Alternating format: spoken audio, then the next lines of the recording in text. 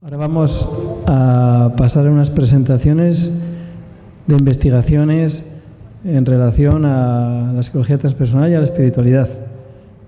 Vamos a hablar 10 minutos cada uno, 4 investigaciones. Así que esto va a ser todo un reto, el resumir una investigación con todo el tiempo que eso lleva, pues traducirlo en una conclusión de 10 minutos.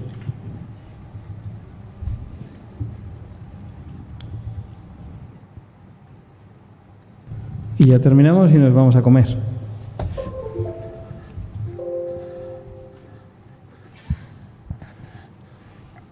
La primera intervención será online, va a ser Miquel, ¿no? Haremos preguntas al final, ¿vale, Miquel?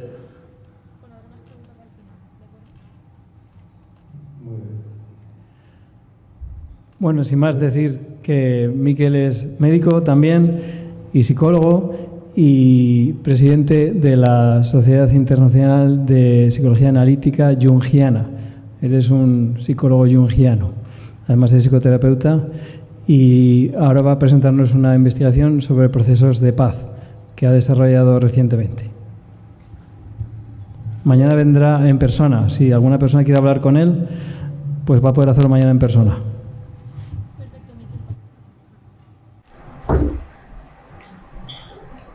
Vale, ¿se comparte la pantalla ya? Bueno, buenas tardes. En primer lugar, agradecer la invitación que se me ha hecho a presentar esta investigación y al público que acompaña. Voy a tratar de ser muy breve porque el tiempo se ha reducido mucho.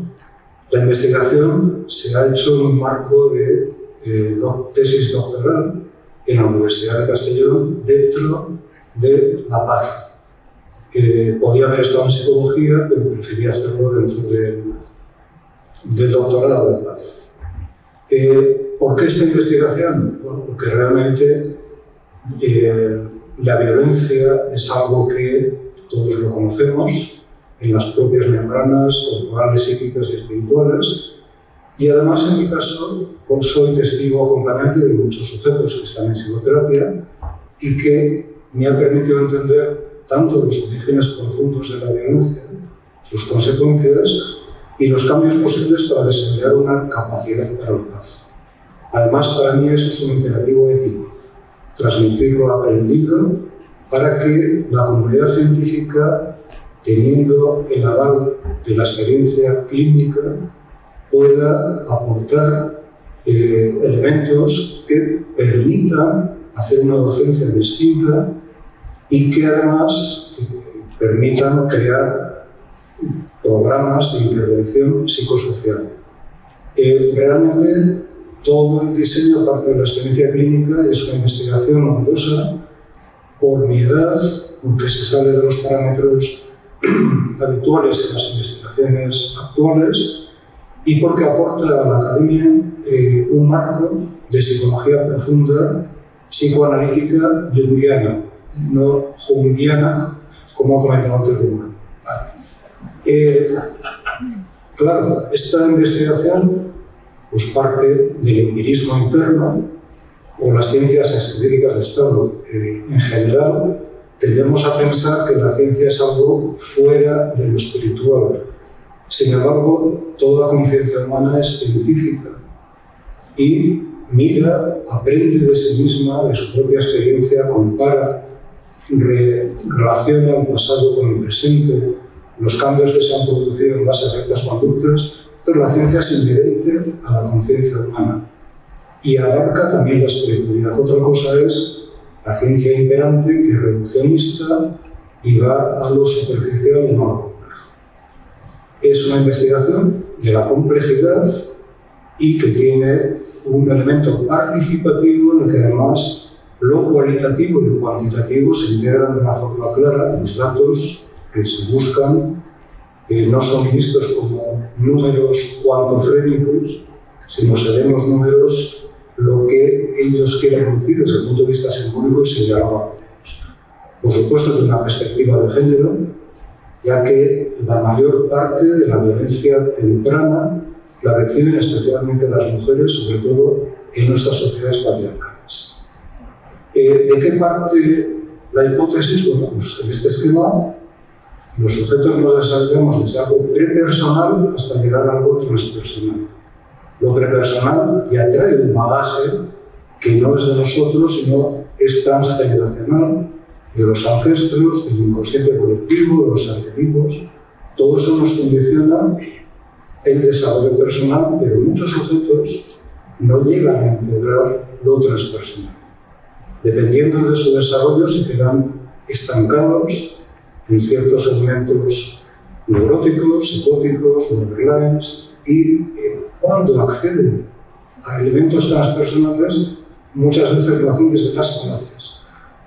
Como dice Wilber, en las cuales ciertas connotaciones transpersonales se les interpretan para compensar deficiencias personales. De cualquier manera, en este esquema, solamente quien llegue a integrar en su desarrollo lo transpersonal, que va más allá de lo transpersonal iniciado, puede tener una capacidad de paz neutra resiliente. Todos los demás sujetos, que son el 99% de la población, solamente pueden acceder a lo que llamamos paz negativa. Es decir, no hay guerra porque hay acuerdos explícitos para impedir el uso de la guerra, pero no porque los sujetos no tengan una determinación violenta de resolver los conflictos.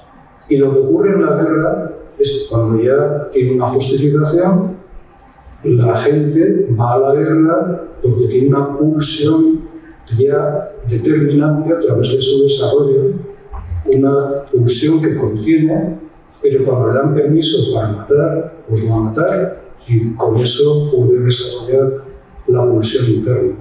Lo cual, en definitiva, no habría guerras si los sujetos pudieran tener un desarrollo integrado y pudieran llegar a una situación transpersonal.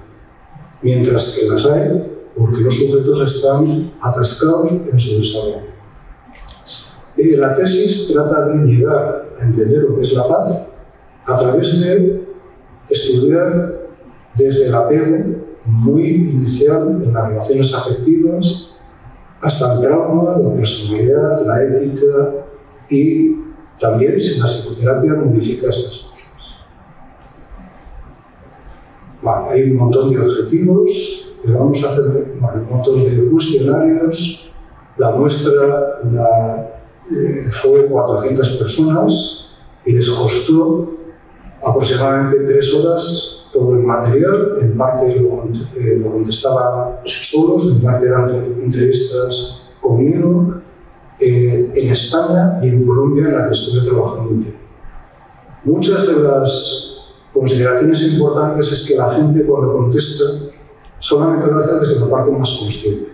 Para que realmente conecte con elementos profundos se necesita presentar más imágenes simbólicas, como por ejemplo estas, porque si no, hay muchas veces que el trauma la gente no sabe. Muchos de los instrumentos se han empleado para llegar a esto. Esto es un esquema que, después de una investigación muy compleja, resultó que en 4 visiones que pueden entender lo que es la paz en los sujetos. Una interna, una de la actitud hacia la relación, una dimensión de la acción intersubjetiva con nosotros y una dimensión transpersonal. En mi hipótesis inicial contemplaba 3. La dimensión interna, la acción intersubjetiva cuando te relacionas con nosotros y la dimensión transpersonal, que es tanto interna como relacional. Ahora bien, en el estudio ha salido esta dimensión, que es una dimensión en la cual los sujetos, antes de relacionarse con nosotros, se imaginan cómo va a ser esa relación. Esta dimensión es muy importante porque genera realmente la actitud para que luego la relación con nosotros sea real o no. Y está muy condicionada por el trauma y los elementos personales. Otro elemento muy importante de este esquema es que tiene relaciones causales direccionales. No es que esto y esto esté relacionado solo, sino que esto causa esto y esto causa esto. Pues esto es un modelo de la complejidad. Y otra cuestión también muy importante es que cómo resultó este constructo de la paz, porque en base a todos los cuestionarios y las respuestas que tenía, cuantitativas, cualitativas, de datos, mi relación con todo el material era de una meditación que los junguianos llamamos imaginación activa, dialogando con el material. Y en ese diálogo incluir estas 21 variables que pertenecen a diferentes tests que se han realizado, test de espiritual, de empatía, de resiliencia, de personalidad, de la muerte, y hice el estudio con esas 21 variables y salió un resultado muy interesante, pero pensé en incluir más variables o quitar variables. Siempre que incluía más o quitaba más, el modelo no funcionaba. Entonces fue muy interesante porque en el mundo junguiano y en el mundo del empirismo interno le damos mucha importancia a ese escuchar el material y dejarnos influir por lo que nos habla. Y esto aplicado a esta investigación parece que tuvo como consecuencia eso que desde el punto de vista junguiano llamamos sincronicidad. Es decir, que el plan profundo nos habla y nos induce a cómo lo consciente va diciendo cosas. Fue una sorpresa que no me resulta muy extraña, porque la clínica sí que se da, pero no nos había dado nunca, en mi caso, en las diferentes investigaciones que iba haciendo. Por otro lado, una vez que ese constructo fue validado de esa forma, tanto estadísticamente como por el punto de vista vivencial, la sincronicidad pues, ya me dio mucha más confianza en continuar con la investigación. La investigación es muy prolija, pero, bueno, sí, dime. Vale, perfecto. Vale, con las conclusiones es que ha habido un constructo de la paz, una manera de llegar a la paz y formas que impiden el desarrollo de la paz. Todo eso permite montar programas educativos y programas clínicos para movilizar a la gente desde el punto de vista de intervención social sin que necesariamente tenga que hacerse desde un punto de vista solo clínico. Y bueno, pues diría esto por resumir, porque por lo menos ya hay una cierta pincelada. Habrá tiempo de preguntas posteriormente. Vale, gracias. Vamos al segundo proyecto de investigación.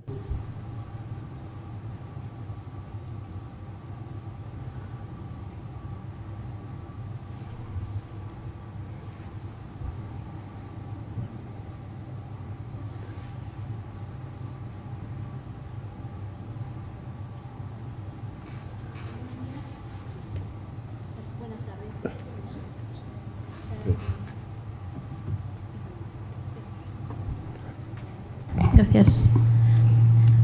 Buenas tardes. Agradezco a los organizadores que nos hayan invitado. Voy a hacer una presentación de una investigación. ¡Wow! Parece que estamos flotando.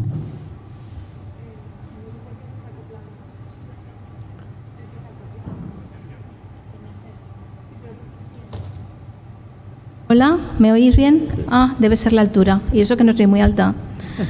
Bien. Voy a presentaros unos datos de investigación que ha realizado fundamentalmente su parte de diseño conceptual, metodológico y de trabajo de campo la doctora Sonia Andrés Espallardó, que está online y que si hace falta responderá algunas preguntas. Y yo misma, Isabel, que he formado parte de algunos análisis que se han realizado en esta investigación, junto con... Le vamos a despedir al profesor. Sí. Junto con desarrollar el informe de investigación y algunas otras partes. Bien, este estudio se llama, como veis ahí, está publicado y luego os diré la fuente por si la queréis ver. Hace referencia a la percepción subjetiva de resultados en terapias de regresión de vidas pasadas. Hay un marco teórico para este tipo de intervenciones que básicamente, y a lo largo de las intervenciones esta mañana desde una perspectiva teórica, pues se derivan de todo esto, ¿no? Y es la conceptualización de la conciencia como algo atemporal y no local. Desde ese marco conceptual hay una serie de aspectos conceptuales que no voy a entrar ahora, pero muchos de ellos, sobre todo a nivel científico, se derivan de los estudios de estudios relacionados con las experiencias cercanas a la muerte, en las cuales hay unas investigaciones súper interesantes de Pim van Lommel, entre otros, pero no entro. Bien. Nuestro estudio es un diseño, digamos, básico inicialmente, porque en este campo no hay muchas investigaciones de tipo experimental y, por lo tanto, hay que empezar con descripciones, con niveles descriptivos de cómo funcionan las cosas. Por lo tanto, se trata de un diseño transversal descriptivo en el cual la investigadora principal invitó a participar a los analistas, podría ser equivalente a lo que se podría llamar terapeutas, a los analistas de conciencia, que a su vez a sus clientes, a los que han sometido a las terapias regresivas, pues les han invitado a participar voluntariamente y tras una sesión de regresión a vidas pasadas. Como instrumento de recogida de información se elaboró un cuestionario específicamente para este estudio con una serie de variables que luego veremos, ¿no? Bueno, básicamente son variables de tipo de referencia, de lo que se llama variables dependientes, de edad, sexo, creencias religiosas y alguno más. Y las variables de estudio que tenían que ver con la percepción subjetiva, lo que pone ahí en esa cajita con las flechas, la percepción subjetiva de las personas que han experimentado esa regresión a vidas pasadas y cómo, digamos, la manifiestan en la recogida de información. Los participantes han sido 55 sujetos al final, de 56 cuestionarios que se distribuyeron. No tenemos datos de cuánta gente dijo que no. Ese es un dato bastante interesante para mí desde un punto de vista de investigación, pero bueno, todo esto nos va dando pie para ir afinando en investigaciones futuras. El cuestionario fue sencillo, en un formato, digamos, de Word, y los personas lo respondían a mano y luego se volcó la información en una base de datos. Hubo una única sesión de terapia regresiva que duró aproximadamente entre 90 y 120 minutos. Fueron 6 los terapeutas que proporcionaron los 55 cuestionarios o personas que habían experimentado su regresión, y se recogieron los datos 15 días después de haber realizado esa experiencia de regresión o de memorias de vidas pasadas. Estos 55 sujetos, la mayoría eran mujeres, como podéis ver ahí en los datos, un rango bastante amplio de edad, desde adolescente 14 años hasta 70 años. Lo más significativo, bueno, pues la mayoría, o casi la cuarta parte, tenían creencias religiosas.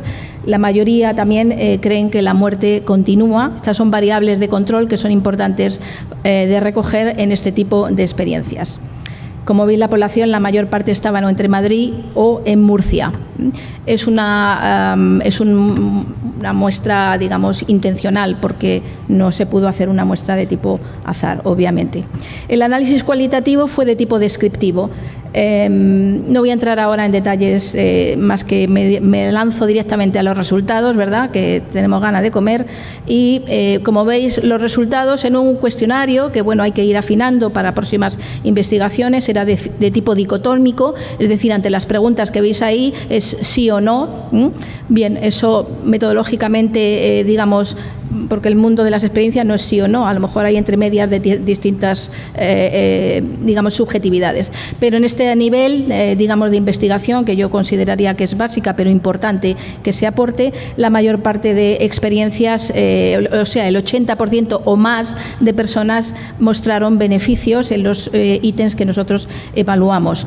Digamos, los otros 2 ítems que veis ahí abajo, 7 y 8, tuvieron, digamos, también una respuesta positiva, pero no tan destacada. De forma gráfica, en una variable dicotómica de sí o no, pues la radiografía es esta. Es decir, se puede decir que la subjetividad de la experiencia fue positiva en casi todas las variables. Hicimos un análisis inferencial, es decir, relacionar las variables de resultados con algunas variables, como por ejemplo el tema de la edad, el sexo, etcétera, y con respecto al sexo no vimos, digamos, diferencias significativas entre ambos. Si bien es cierto, como habéis visto en la muestra, la mayoría estaba compuesta por mujeres, es decir, que la representación de hombres fue escasa en ese ámbito. La edad, pues sí que encontramos que los mayores de 35 años tenían una relación significativa más fuerte que los más jóvenes, como una forma de integración de este tipo de experiencias, de acceso a una expansión de conciencia que conecta con una memoria de vidas pasadas. Digamos, puede ser, digamos, como más significativo y más entrar dentro de una forma transversal en la vida de las personas. Con respecto a las creencias religiosas, también encontramos cierta relación, que tiene algún sentido, que lo tenga, y corroborarlo estadísticamente ayuda y soporta, ¿no? Todos los encuestados, independientemente de que tuvieran creencias o no religiosas, vivieron la experiencia de expansión de conciencia. Así que tenemos unas cuantas conclusiones y con ello ya vamos terminando. ¿Voy bien, señores? Sí, perfecto. Soy estupenda yo. La única mujer de momento esta mañana. Bien. Berta. Uy, perdón, Berta. Perdóname, Berta. He hecho un desajuste debido a los nervios de estar aquí arriba y veros ahí todos encantadores. Bien. Conclusiones.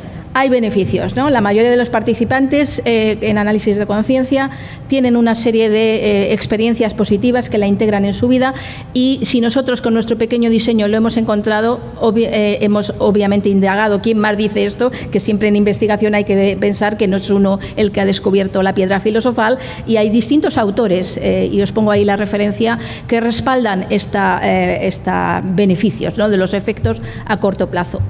Los participantes perciben que es una técnica, que es una herramienta eficaz para su vida y lo recomiendan. Bien, igualmente tenemos referencias de autores que están investigando en otros escenarios internacionales sobre que la regresión es eficaz, especialmente si es coherente con las creencias, obviamente. Esto también es bastante importante, ¿no?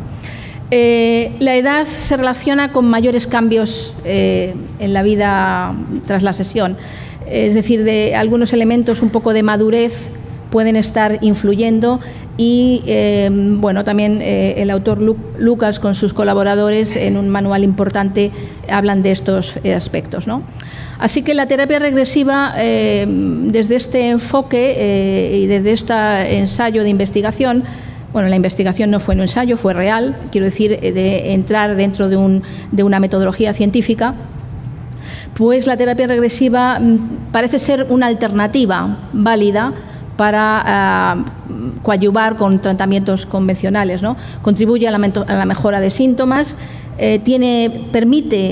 porque permite una mayor conexión con el ser, con la verdad individual. Esta mañana se ha estado hablando de esto bastante, y hay algunos autores que dicen con palabras mucho más floridas que nosotros, y con los pequeños datos de 55 casos que tenemos, algo tan importante como que la mirada al pasado que proporciona la regresión aporta beneficios para el presente y funciona como catalizador de la evolución espiritual. Wagner Allegretti del Instituto Academic IAC, Instituto Academic of Consciousness, que mal se me da el inglés. Bien, comentarios y finales. Bien, esto es una investigación inicial, es necesario seguir investigando, seguir poniendo a prueba hipótesis, ver cómo funcionan estas intervenciones. Hay que mejorar el reconocimiento de la ciencia de este tipo de enfoques y de prácticas que son trabajo terapéutico. Y aunque en los últimos años se perciben cierta evolución en esta consideración como herramienta, todavía hay cierto temor de mirar estas intervenciones digamos, con el bagaje cultural de lo que es la ciencia y su metodología. Pero nosotros pensamos que la ciencia es un método, no es un Dios, no es una ideología. Así que hay que seguir avanzando en este sentido. La regresión a vidas pasadas pone de manifiesto la supervivencia de la conciencia tras la muerte física. Esto es algo bastante importante. Antes el ponente anterior ha comentado una experiencia cercana a la muerte que tiene que ver con esto que estoy diciendo. No me enrollo más, hay muchísimas referencias, hemos trabajado muchísimo, seguimos trabajando, por cierto, y si queréis ver los detalles de esta investigación, aparte de preguntármela, que la tengo en el bolso, la podéis mirar aquí en la página del Journal of Transpersonal Research, del cual él es el editor, yo soy ayudante de la editorial y os invito a verla y a visitarla. Muchísimas gracias. Gracias.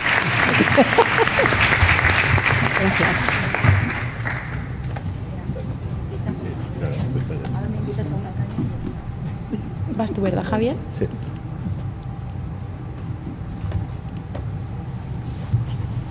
Muy bien, pues muy brevemente también quería comentaros un par de proyectos que estamos desarrollando dentro del máster y de la cátedra de Ciencias Contemplativas sobre los dos temas que ahora nos interesan más, que son todos los temas de vacuidad y de sueños lúcidos.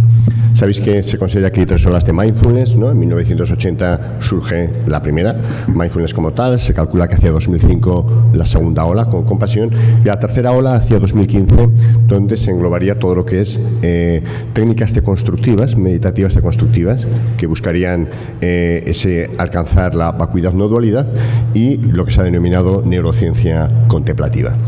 De toda la investigación que se ha hecho en el área de mindfulness, que en este momento son más de 2.000 artículos año, 500 artículos de revisión. Sin embargo, de todo lo que tienen que ofrecer las ciencias contemplativas, se considera que en este momento la psicología o la medicina solo han abordado menos de un 5%.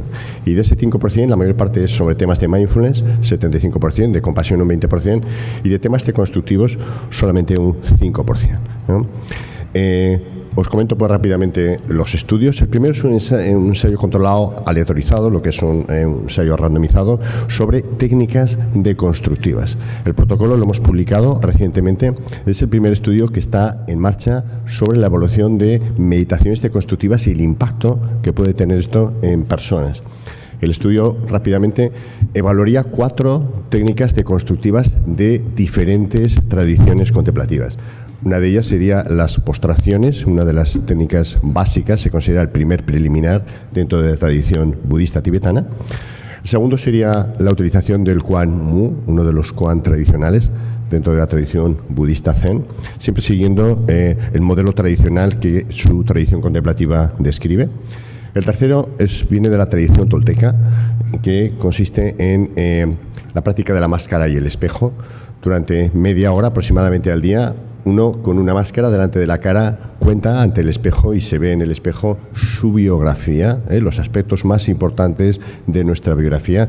El proceso acaba desidentificando al individuo con su propia biografía, que es el relato que construye especialmente el yo.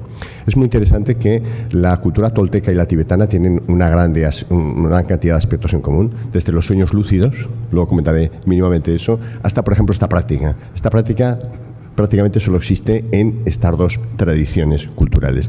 Y la que utilizaríamos como control, ya sabéis que en los ensayos controlados hace falta un control, es mindfulness en la totalidad de la experiencia. Es, digamos, la subpráctica dentro de mindfulness más contemplativa. Pues bien, este sería el estudio, este es lo que llamamos flujograma. Queremos reclutar 240 personas, 60 en cada uno de los brazos, que se aleatorizan, se evalúan previamente a empezar la práctica a los 2 meses, que es lo que va a durar la práctica. El compromiso de los que participan es estar entre 30 a 60 minutos al día durante 2 meses, y luego a los 3 y 6 meses de acabada la práctica, es decir, a los 5 y 8 meses del inicio. También se va a... Estos son los cuestionarios, los outcome, ¿no? Que son casi todo cuestionarios de no dualidad. Ahora veremos que esto está ligado a una segunda parte de la investigación. También se observa desde compasión hasta afecto positivo o negativo, y también efectos no esperados. Pensamos que las técnicas deconstructivas van a producir más efectos no esperados que otras técnicas meditativas, pero hay que comprobarlo, hay que demostrarlo. Y también tendría un estudio cualitativo asociado, es decir, hasta qué punto estas técnicas deconstructivas son aceptables para los occidentales o tienen que modificarlas y cómo se sienten realizando cada una de ellas, ¿vale? Ya veis que se van a valorar aspectos como las características de la práctica, si tienen que modificarlas, sus experiencias, sus expectativas, los resultados y cómo son los estados de conciencia alterados que describen.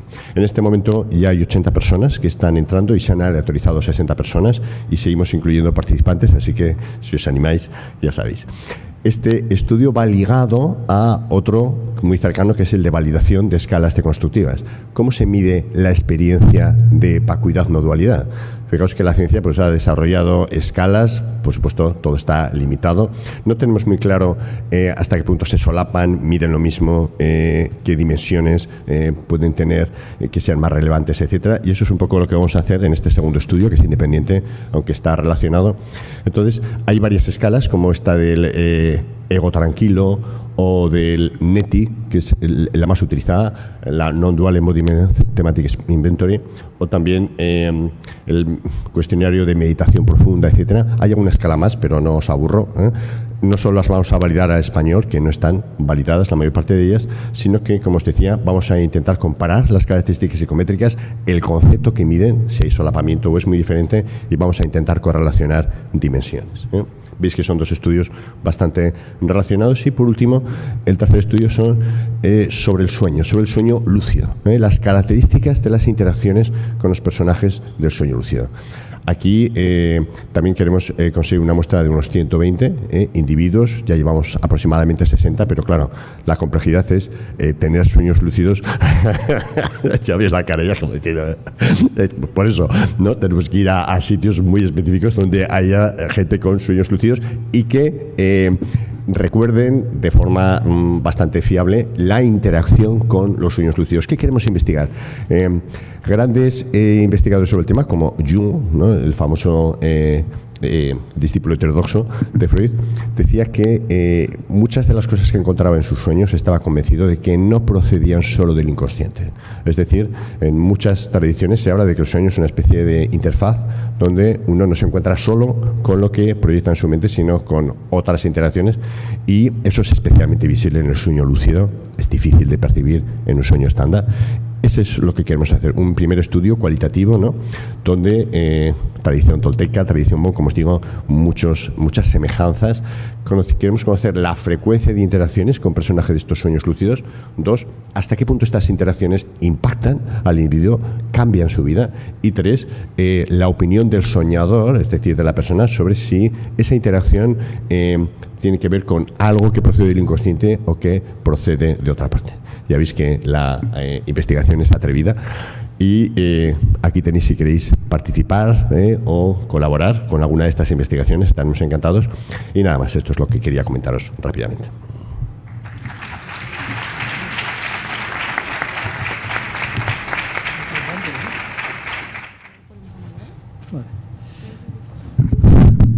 Bueno, esto es una competición de carreras de velocidad. No sé si os estáis enterando de algo de lo que estamos hablando tan rápido, pero realmente es interesante, ¿no? Es la demostración empírica de toda la teoría de la que hablamos. Aunque la mejor vivencia, como decía Saúl, es que cada uno experimente por sí mismo esto, ¿no? Pero eso lleva su tiempo.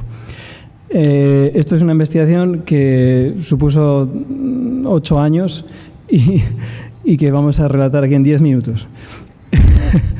Se trata de entender, de identificar y evaluar cómo nos morimos, no solamente en España, sino en general en el mundo, aunque solamente se sacó muestra de 5 países, y también validar una teoría por parte de la Sociedad Española de Cuidados Paliativos, que es la teoría de las necesidades espirituales. Definen 10 necesidades espirituales que nos acontecen en el proceso de terminalidad. Terminalidad significa 6 meses de pronóstico de vida. Supuestamente necesitamos ser reconocidos como personas. Esto es un poco debido a que con tantos enfermos al final eres uno más y se necesita este reconocimiento, esta dignidad personal. Necesidad de dar amor, expresarlo y de recibirlo. Estamos hablando siempre de una persona que está a 6 meses de morir. A veces lo saben, otras veces no. necesidad de releer la propia vida, una necesidad de explicación, necesidad de sentido, porque muchas veces cuando se nos presenta y todos sabemos lo que es, sabemos lo que es tener un cáncer no por haberlo tenido, a lo mejor, sino porque hemos tenido gente que lo ha tenido. Entonces, eso muchas veces nos cuestiona todo el sentido de la vida que hemos tenido y que ya estamos despidiendo. La necesidad de reconciliación va ligada también a esa relectura de la vida. La necesidad de establecer la vida en un más allá de nosotros mismos, que sería un poco la línea del título de estas jornadas, más allá del ego. Aquí sería el ego, pues podríamos un poco equipararlo a la vida, ¿no? Hemos vivido una vida consciente y ahora ¿a dónde me voy? Entonces a veces surge esta necesidad de identificación o de despertar una identidad que va más allá de nosotros como personas. La necesidad de continuidad, que esto sí que es muy egoico, en el sentido, aunque se considera dentro de una necesidad espiritual, que es la de haber aportado algo al mundo, ¿no? Yo me voy y ¿qué dejo aquí? O sea, podría parecer algo egoico, pero es espiritual en el sentido de que quieres haber dejado algo, ¿no? Realmente el egoísmo se cae en estos momentos de la vida. La necesidad religiosa, que no es obviamente para todo el mundo, pero que ya que las religiones son las que han tratado casi siempre del más allá, pues muchas personas o rescatan esa religiosidad o a veces se interesan por aspectos religiosos. La necesidad de esperanza, que esta pues también se tiene a veces no solamente en espero curarme, espero que ocurra un milagro y no morir, sino también es la necesidad de esperar la llegada de un hijo que vive en Estados Unidos y que quiero que llegue a tiempo porque me quiero despedir. La necesidad de ordenar asuntos inconclusos, porque muchas veces cuando el cáncer no sobreviene, pues hemos dejado muchas cosas sin haber hecho o cosas que estaban a medias y que necesitamos terminar. A veces son relaciones, a veces son tareas, a veces son proyectos. Y bueno, estas 10 necesidades se pueden clasificar en tres grandes bloques, que serían las necesidades intrapersonales, las que tienen que ver con nosotros mismos, la persona consigo misma. Aquí estarían esas 3. Las necesidades interpersonales, que son las que tenemos con los otros, y las necesidades transpersonales, que tienen que ver con lo que está más allá de nosotros como persona. Los objetivos que se perseguían con esta investigación eran 2.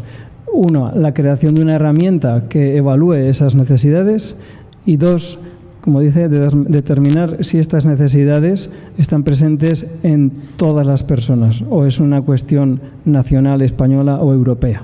Y también observar de qué forma se dan esas necesidades. Se creó un cuestionario inicial que se llamó así, cuestionario orientativo sobre necesidades interpersonales y transpersonales, aunque ya existía por parte de la SECPAL. Es que fue curioso, como yo iba investigando esto y la SECPAL también estaba haciendo lo mismo, sin estar en comunicación. Obviamente su cuestionario ha tenido mucha más relevancia que el mío, que no se ha llegado a utilizar, pero el suyo, que se llama GES, evalúa lo mismo, estas necesidades espirituales. La muestra fue de 200 pacientes oncológicos que se recogieron en el Hospital San Juan de Dios de Pamplona, y la edad media, por suerte, son 73 años, no son 50 años la edad media, gracias a Dios. El pronóstico de vida, como dije, son 6 meses, todos eran conscientes del estado grave de su enfermedad. Eso no significa que conocían su pronóstico, pero cuando uno ya se ha dado quimio, radio, etcétera, operación y sigo con el cáncer, uno ya sabe a qué se está abocando. Y todas las personas estaban orientadas en tiempo y espacio, es decir, no había ninguna persona que no supiese dónde estaba realmente. Se analizaron pues, con las medidas de medidas de dispersión, la consistencia interna, el análisis factorial. Todo esto fueron las metodologías que se utilizaron para evaluar ese cuestionario, que resultó ser fiable con un 0,94 de alfa y habiendo demostrado una suficiente consistencia factorial, es decir, realmente se quería evaluar si había 10 necesidades espirituales, es decir, 10 categorías, y se encontró que había 4 independientes y de las 6 que restaban, que estaban agrupadas en 3, también se estaban dando. Por lo tanto, el cuestionario, que sería este, terminó teniendo 27 preguntas y lo que hace es evaluar esas necesidades espirituales. La segunda parte quería saber el tipo de calidad de vida que tienen o que tenemos cuando morimos, y esto de forma transcultural. Así que los objetivos eran comprender esa experiencia, ver si esas necesidades que se habían forjado en España, o sea, se habían teorizado en España, también se daban en otros países y qué diferencias y semejanzas encontrábamos. Esto tuvo lugar en España, India, Papúa Nueva Guinea, Zimbabue y México. Fueron los 5 países, uno de cada continente, para tener una muestra un poco representativa del mundo. Realmente se investigaron a 200 pacientes aproximadamente, pero se utilizaron aleatoriamente el 25% de una muestra de 100. Es decir, que solamente esto fue un estudio cualitativo a través de una entrevista, no de un cuestionario, una entrevista personal que yo iba haciendo con los enfermos terminales a pie de cama o en sus casas. En total se analizaron 25 entrevistas, 5 por países. Las cuestiones de la entrevista, que no da tiempo a ver, y los resultados que se encontraron fueron, en cuanto a la experiencia, cómo morimos en el mundo, se encontraron 56 códigos, significa como 56, digamos, temas independientes. Y quiero solamente resaltar los 10 más frecuentes. La creencia e importancia de Dios, vemos que tiene en la frecuencia la columna 34%, sería como que lo más importante que en esos momentos se estaba dando en estas personas era la creencia o la importancia en Dios. La segunda, la buena relación con la familia, los amigos y los compañeros. La tercera, la tolerancia con la enfermedad, ser atendido por la familia, la cuestión religiosa, la satisfacción con la propia vida antes de que llegase la enfermedad, la descendencia a los hijos, la satisfacción con la atención médica, la esperanza en poder curarse y la incapacidad las limitaciones que les oponía la enfermedad pues para llevar a cabo su vida.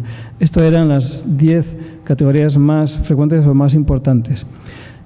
En el segundo objetivo, si este modelo de la Sociedad Española de Cuidados Paliativos con esas 10 necesidades se estaban dando en todo el mundo, fue afirmativo. Es cierto que en estos 5 países al menos se corroboró la existencia de estas necesidades. Y aquí se ve que en el dominio interpersonal, o sea, el intrapersonal, el 52,8% tenían satisfechas, porque la necesidad se tiene, pero se puede sentir o tener satisfecha o insatisfecha.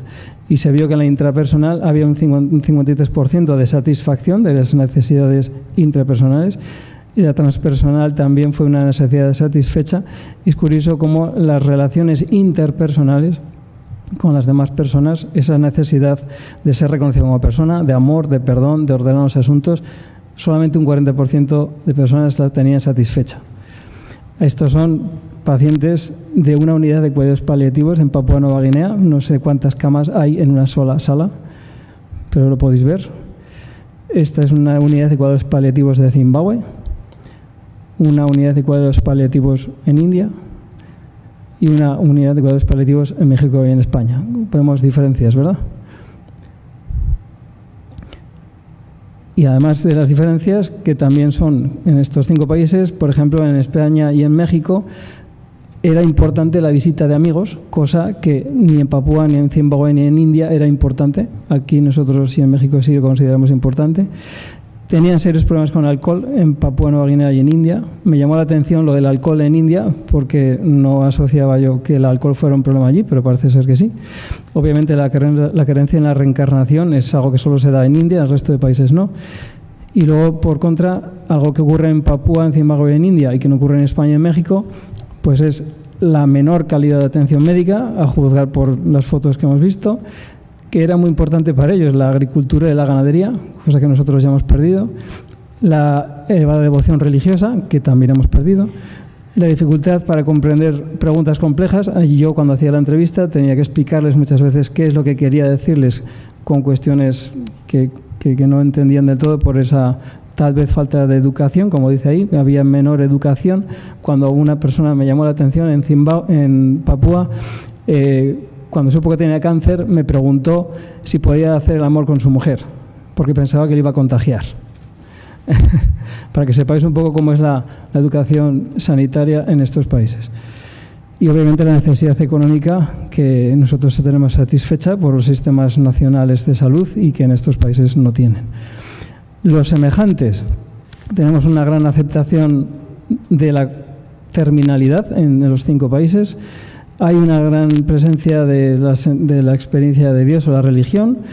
También hay presentes en todos los países problemas familiares, que no hay estudios superiores. Esto, pues bueno, es una particularidad. Se encontraban agradecidos por el hecho de estar cuestionándoles y preguntándoles sobre estas cuestiones tan íntimas, y la importancia de las buenas relaciones. Con esto de la importancia de las buenas relaciones he querido como sonsacar que lo más importante para las personas era hacer bien a los demás. Vemos que un 15%, que sería uno de los más mayores, para ellos también era de lo más importante en relación a las buenas relaciones, el cuidarlas, el ayudar a los demás, cuidar de la familia y tener una conducta pues digna. Aquí estoy yo con pues con el equipo de paliativos de Papúa, y ahora quiero poneros un testimonio de una paciente en relación a lo que hemos visto en cuanto a las relaciones personales.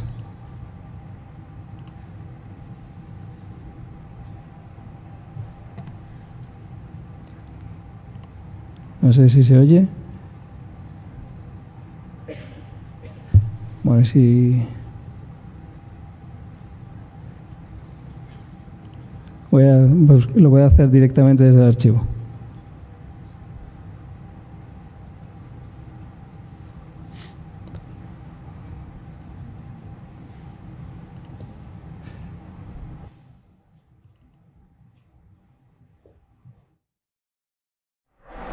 Es que no se oye. Sí, la primera que le he hecho aprender. Pues hay que tener muchísima paciencia, pero mucha.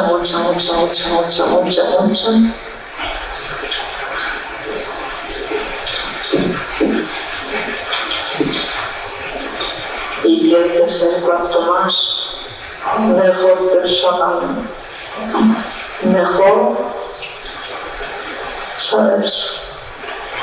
Y todo lo que se puede ayudar a los demás mejor todavía, y que hay que venir aquí a este mundo pues con la idea también de hacer algo bueno, o sea, de cumplir un poco tus sentimientos, o sea,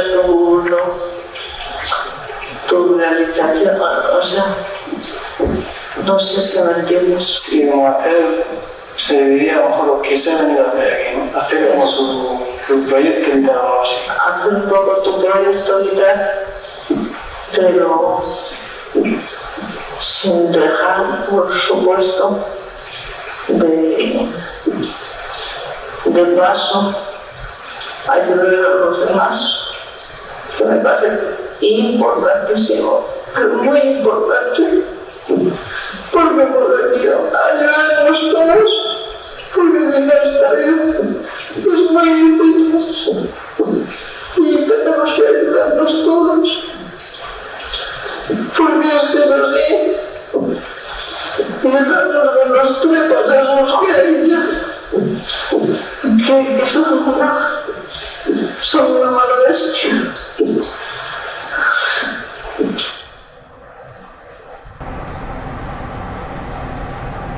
Creo que ha dejado claro el mensaje. Pues no tengo más que decir.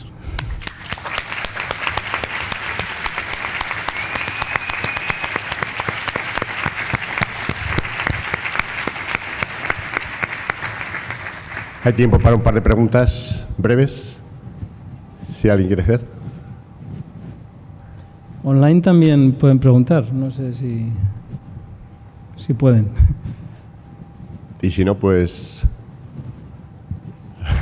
Sí, hay una pregunta ahí.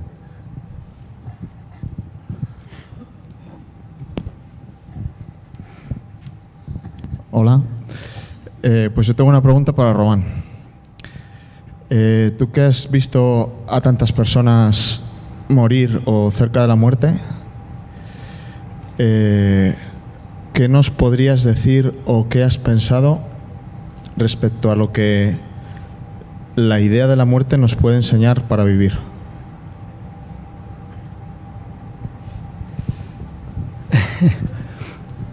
es un tipo de terapia el poder recordar todos los días que esto es temporal y que nos vamos a ir. Y tener la muerte presente cada día nos va a ayudar realmente a vivir mejor y a vivir plenamente, a trascender nuestro ego en nuestro día a día. Y pues lo que podría ayudarnos la muerte en ese sentido es a no identificarnos con la vida, en el sentido de la vida mundana, y a la vez identificarnos con una vida que es vida, en mayúsculas, que es pues el tesoro que es estar aquí, ¿no?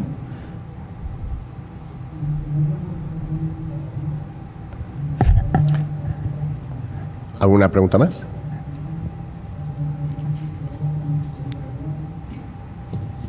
¿Te veo algún ruido de fondo? ¿No?